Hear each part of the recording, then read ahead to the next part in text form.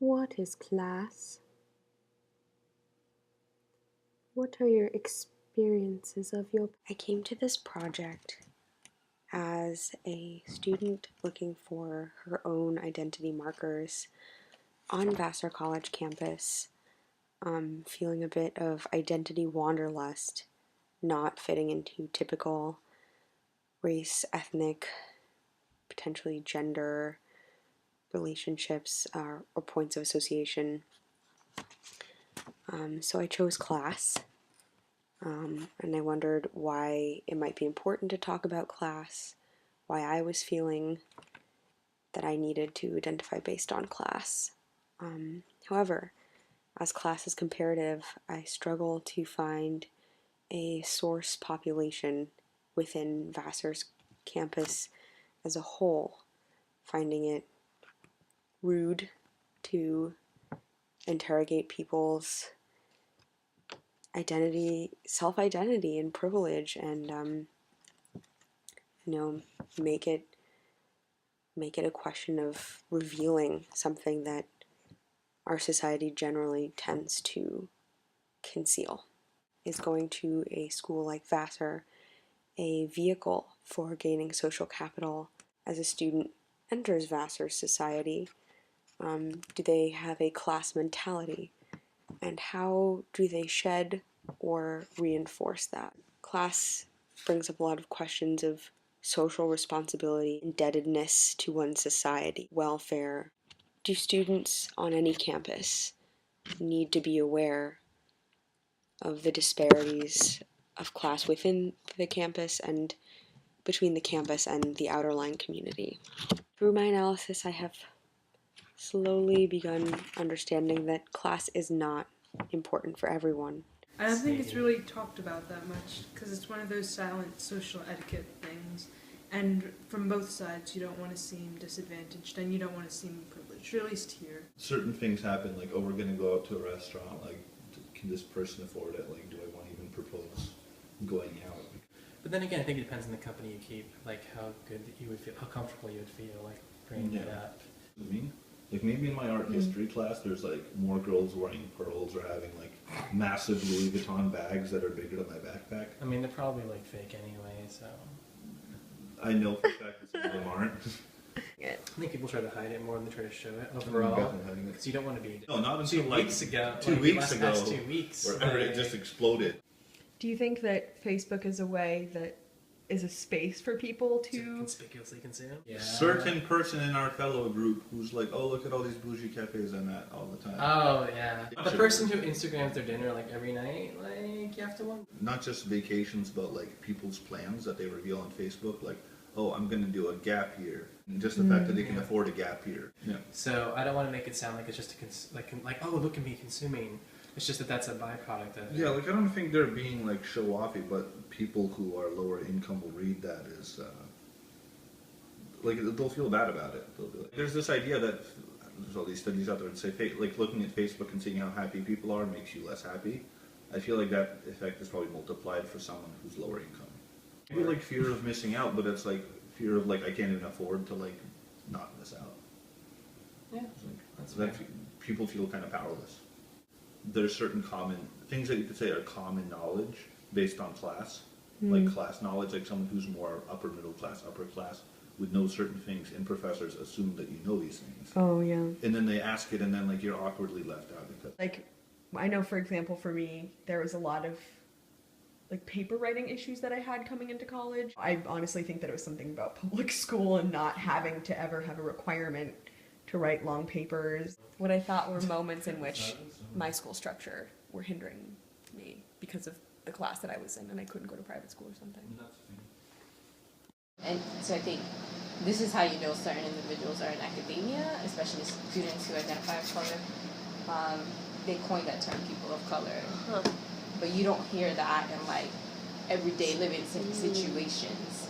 Like a large group of people who are going through some of the struggles of like affordability for college and like navigating Vassar and not having that social capital, because obviously when you're if you're part of the lower class, you don't know like that you can just ask for help and you're given to you. You don't know that tutors exist. You don't know that top college students get trained to take the SATs. Like, you don't know that there's help if people pay people to read their resumes, their essays, like all these other things that you just connections, Yeah. network that come with that social capital of being like middle class, even middle class and upper class. And then when you're not part of that, there's just this whole culture that you don't know. Right. So on top of like dealing with identity politics, you come into an institution that was designed for upper middle class or upper class individuals who understand the culture of like resources and not feeling any fear to be stigmatized to go to those resources. No, I mean, I was guilty when I was a student. I didn't ask for help because I thought that meant that they were going to think that we're stupid. So they were going to think that Latino people were stupid or somehow I didn't belong at Vassar. I mean, What is the middle class? alright, so there are two reasons why people identify as middle class. You have, so they're actual like working blue collar people who are middle class, right? And then there are people who are low economic status who identify as middle class to not expose that they're not struggling.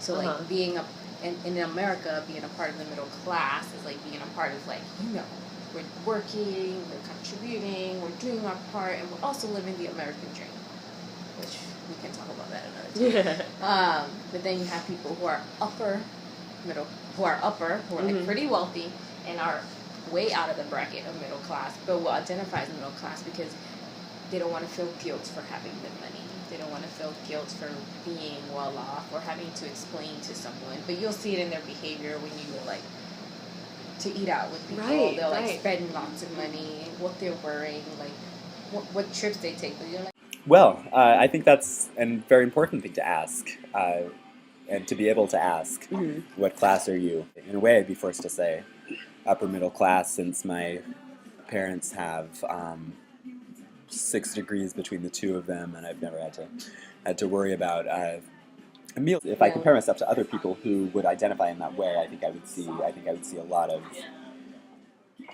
deficiencies, if you can call them that, in what I've experienced just because of grad school debt that I'm inheriting and other things. Day to day, I don't see class in in what the things I choose to do, the places like I've gone to New York I think 3 times this semester. This is a privileged thing to say, but Vassar is it's extremely stressful. I think I have that privilege to say, yes, I earned some money at Phonathon this month. That's what I'm going to do with it. I deserve it. Very good. Occasionally I've had to go to the pharmacy, which is on Main Street. You do have to walk. Yeah, I have to walk outside of what's seen as the comfort zone of a lot of people here. I mean, I think people say a lot of bad stuff about Poughkeepsie when you say you're going to Vassar, and I think I think I both kind of saw and was told was explained by professors here about how about the kind of assumption that is, and the classism that people kind of comes out of people's mouths without necessarily realizing it. So I think Main Street gets a bad rep. I think it does get a very bad one, and so I think in a way I kind of go there to say, okay, yeah, I can do Main Street. I always try to smile, or if I'm walking right past somebody, kind of say hi. I relate to Meyerhoff's approach of analyzing one's own population. I'm cheating a little bit because we're all Vassar students, but I'm trying to go for something that hits close to home. Meyerhoff also used focus groups in her analysis, and I have attempted to do so in participating as of late with the Student Class Issues Alliance, or SCIA, a very small group that meets in the Rose Parlor, and I have yet to ask certain questions such as why there isn't a space in the Alana Center for this group, or where does this group belong? Is it situated? And I've noticed a mix of hesitancy to discuss personal or portrait-like self-reflection, as Miller did in Facebook. As time goes on, hopefully I will develop more personal bonds, and within the constraints of this project, I'm not sure that I will be able to get personal portraits from these people. Yeah, I mean, when people like share their stories, we don't, like, I guess in our meetings refer to them as microaggressions, but like when people share their stories, it's a lot of like examples of times where like in social, like day-to-day social interaction, the subject of class comes up, and I guess it makes me more sensitive to like when the issue comes up. And it never comes up really as like you're talking about class, but it's like because money is so ingrained in lives and everything. Different things to different people, and to some it's literally just like used for day-to-day transactions, and it's not, doesn't have any like symbolic value, and I'd say that's more like the higher income people, whereas for others it's almost more valuable. A lot of the times it's small things like pushing, like going out to dinner, or like oh, it'd be so nice if I could get one of those jobs, but like all of the work study people have them. Yeah, I think microaggressions take the form of insensitivity, like unintentional insensitivity. It's such a sensitive topic that when it comes up, people tend to like just change the subject. It just is a sensitive topic. You don't continue talking about it. And if people were more open about the subject, it would just help overall with classes.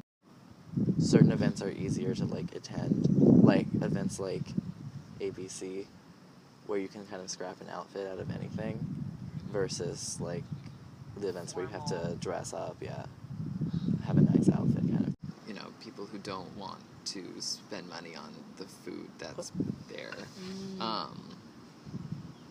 And there's kind of a divide between, I guess, those who can, you know, buy food all day or whatever they want there, and then those who can't. There's something about going to a McDonald's that's like every other McDonald's that just is like comforting. Lives of most students here are like about the same, you know, to some degree. I mean, everyone's different, but like everyone's in a similar routine, and getting off campus breaks that routine. And not only like in a personal sense, like you're doing something new by going off campus, but you see other people who are living very different lives from like yourself and from the people you're surrounded by on campus.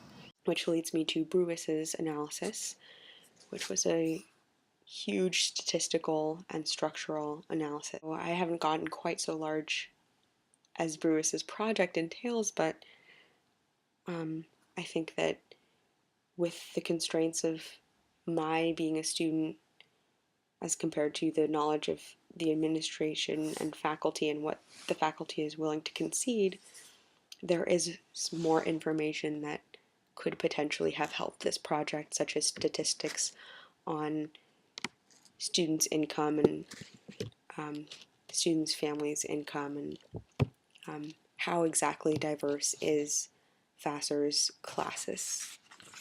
campus on a classist scale. Whew, that's over.